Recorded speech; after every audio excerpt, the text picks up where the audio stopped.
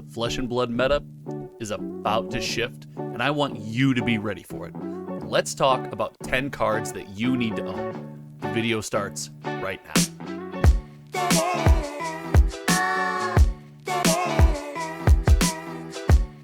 That's right, ladies and gentlemen. Welcome back to Hometown TCG. You all know me. My name is Josh, and with Uprising right on the horizon, I know, and I feel it in my soul, that the meta is going to shift. The Flesh and Blood meta that we have come to either know and love or hate, depending on our position in the meta, is going to change drastically. So I want to talk about 10 cards that all FaB players should own in preparation for the changing meta. And if you stick around to the end of this video, I received a fabled main event package, courtesy of LSS, to give away to one of you guys. So stick around to the end to find out how to win that fabled main event package for the world premiere event, Uprising in Las Vegas. It's gonna be awesome. But enough of that chatter. Let's get into the video, and we're gonna start with some heroes that are just coming out in Uprising. They're gonna, maybe come to prominence, maybe be re-released or new versions of those heroes. And I want to talk about Illusionist, and the number one Illusionist card I think we need to look at owning going into Uprising is Fractal Replication. With more Illusionists in the field and, kind of Illusionists already in prominence and then a new one coming in Uprising, there's a lot more opportunity for the mirror. There's a lot more opportunity for cards with Phantasm to be on that combat chain. Fractal Replication is low to the ground. It's a great attack. It's cheap. It's a staple I think we need to look at picking up. So if you don't have your copies of Fractal Replication yet, look at picking them up. Sticking with Illusionist, the second card I want to talk about is Miraging Metamorph. Now guys, here's the deal with Miraging Metamorph. I personally believe that the way we're seeing Prism played right now, this very heavy Herald build, this very heavy Aura build, or not heavy Herald build, heavy Aura build, is going to slowly shift out of favor because I think aggro strategies are going to become more and more meta. We've seen it with Chain. We saw a lot of Ranger players, and there is some Ranger spice in this list, really getting the job done at the recent Pro Tour. So I think that build is going to fall slightly out of favor. And if that's the case, decks that play auras are going to have to make more efficient use of how they play them, how they keep them around, and how they replicate them. So I think Miraging Metamorph, it's cheap, it's low to the ground, it's good value, it's a great rate, and it's got some text on it that could prove to be important.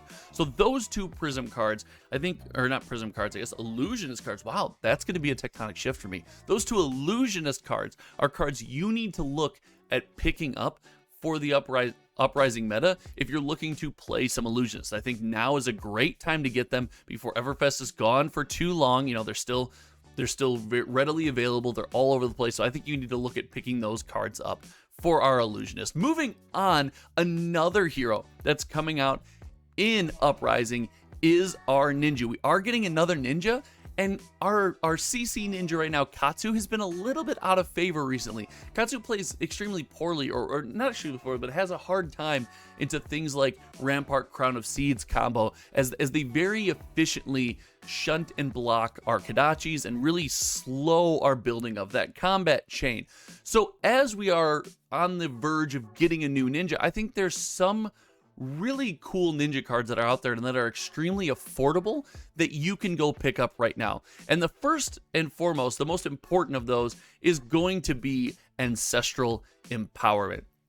Guys, Ancestral Empowerment just is extreme gas. Ninja is known for their hit effects, known for trying to go over the top, keep multiple attacks hitting in a single combat chain. And with this card just being, generic Ninja, played by any Ninja, it's got so much important text on it. Being free, being a zero pitch has been important in the past. We're not sure if it will be in the future, but it's definitely important in the past. And it's got +1 to put you over the top for free and the draw a card text. All of the text on this card is just good for everything we assume Ninja's going to want to do. And if we start seeing things like, obviously with Starvo LL, but Rampart and Crown of Seeds maybe sliding out of the meta, maybe not being as dominant all over the place, cards like this could be extremely important. Ancestral Empowerment, the number one Ninja card to pick up going into the Uprising meta. And sticking with Ninja, I cheated a little bit here. The combo package of 100 Wins and Winds of Eternity need to be picked up. If you're looking to play Ninja in the future, I think you need to own these cards. I wasn't huge on the whole 2-block aspect and the fact that you might need to assemble multiple pieces of this combo to get it to pop off, but I think going forward, we're looking at one of two things. I've talked about aggro becoming more and more relevant in the upcoming Uprising meta that, that we don't know anything about yet, but I really think aggro is going to slide into this meta. But if it doesn't, if there's still several control decks and several decks that are trying to drag you out to the deep end and then kill you in the long game, cards like this become so important because they're able to recycle a portion of your deck. They're able to put gas and damage back into your 60 stack, and then you can re-throw that at your opponent to try to chip away and close these games out. So I know it's kind of 2 cards. I said it was 1, it's kind of 2, but these cards are going to be crucial leading it up to the Uprising meta if you're looking to play Ninja. So I think you need to look to pick those up. And then, kind of sticking with our aggro strategy before we shift right now, I want to talk about Ranger. And huge shout out to Yuki Lee Bender that showed us that you can show out and play Ranger and just smash people and dominate people and throw so many arrows with such cool hit effects with good damage that I think this deck can definitely be viable in the upcoming Uprising meta, and I'm excited to see what it can do. And because of that, there's a couple pieces that people might not own that you need to pick up. The first being Rain Razors. Rain Razors is a card that just turns these Ranger turns on their head. They become insane. You're doing so much damage. If you could throw 3 arrows, you're getting +6 for 1 card and 4 free, and Ranger always needs that value. Without having that efficient weapon, there needs to be efficient value coming from somewhere. So Rain Razors, a key tool, and plus it's released in Everfest. It's currently only in 1st edition, and if we never get Everfest Unlimited, we might in the far future start to see copies of Rain Razors, a generic Ranger card, being hard to come by. So I'd pick up your copies now, get your copies of Rain Razors, as Ranger might be a very good deck in the upcoming Everfest meta. And sticking with that theme, Ranger value. How do we get value? How do we overcome the fact that, maybe we don't play in an even playing field as a lot of these other heroes? I think Endless Arrow is the second key tool that our Ranger players need to pick up. Guys, when you don't have the efficiency of being able to close out a game and swing weapons and have that consistent pressure of a weapon, you need some kind of recursion. In the past, it's been Memorial Ground, but the tool that's always been there and always been relevant is Endless Arrow. An Endless Arrow hitting your opponent multiple times in a turn, multiple times over the course of the game, can be the difference between winning and losing. And if Ranger is going to be relevant, is going to be this good deck that I believe it can be, you're going to need copies of Endless Arrow because you're going to be able to get through decks that try to defend you until you're out of threats. Endless Arrow and Rain Razors, 2 huge tools for our Rangers to get out there and win these games. Those are 2 cards for Ranger players you need to pick up right now. Now, I know everyone's been waiting for the Pro Tour spice. We saw tons of Wizards in the Pro Tour, and we have Icelander coming into the classic constructed meta. So I did pick a Wizard card that I think is important, and that Wizard card is the Tome of Aetherwind. Guys, it's versatile, it costs 0, it says draw cards, and while Icelander might not play as effectively with the Tome as someone like Kano will, we're not sure what we've seen yet, how Icelander will be played. And if there's an opportunity for on your opponent's turn to draw cards, or even on your turn to draw cards and then perform other instances and do things, I think Tome of Aetherwind can be an extremely high value tool in that matchup. And I think Tome of Aetherwind is a Wizard card to look at picking up right now. Honorable mention, this is not included in the top 10. This is something I was thinking about before the 10 cards. Honorable mention is Gaze the Ages. I think Gaze the Ages could serve as a very important tool going forward. I love the card Gaze the Ages. It's got a lot of agency. It does a lot of what you want to do. So Gaze the Ages is kind of an honorable mention there, but I would really look at owning Tome of the Aetherwind if you're looking for a Wizard card to pick up going into Uprising. Now, before I get into the last slot, which I promise you guys 10 cards you should pick up, the last slot is kind of a pet card of mine. So before I get into the last slot, I do want to talk about some generics. And the first generic I want to talk about is centered around the notion of this aggro strategy, right? This aggro strategy that I talked about, and that is Art of War.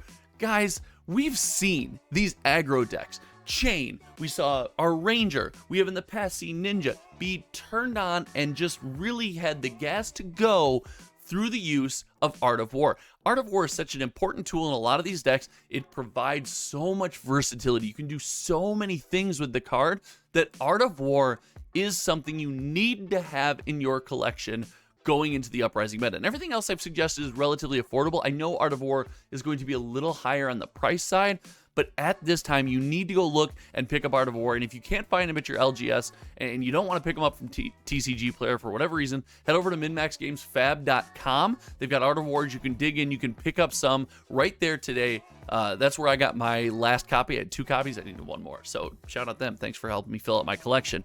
So Art of War is something that if we do see this shift, we're going to need copies of Art of War. It's going to turn on a lot of these strategies.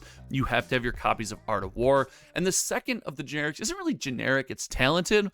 And it's kind of a pivot from everything else we've been talking about. It's going to be Channel Lake Frigid.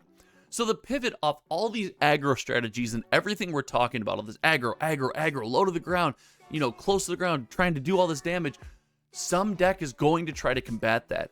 And with Iyslander hitting the meta and Oldhim about to be very, very good, I think you need to own copies of Channel Lake Frigid. Now, we don't have the same problem with Channel Lake Frigid that we do with something like Rain Razors or Endless Arrow, where there might not be enough copies.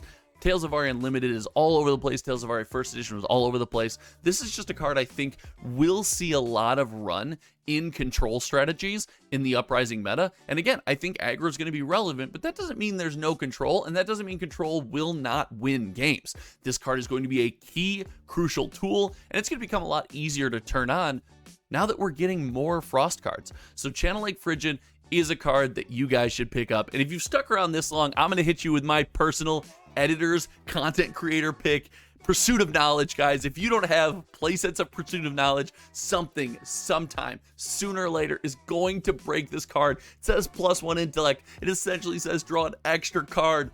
Oh, Pursuit of Knowledge is so good. It gets my last slot. This is not financial advice for anyone. And much like financial advice is needed for someone like me when I'm tight on a budget and Vegas coming up, I want to support one of you guys and send you guys with the Fabled main event package to Los Angeles. So we want to pay for the event package courtesy of LSS.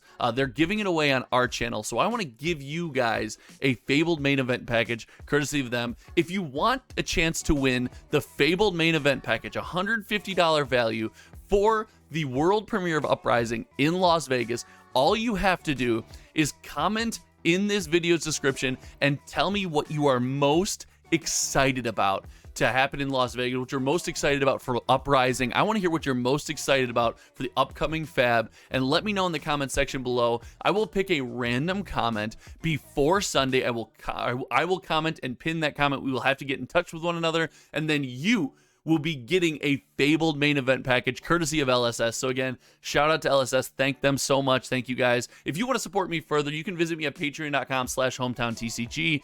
You can join the Discord community. Check us all out.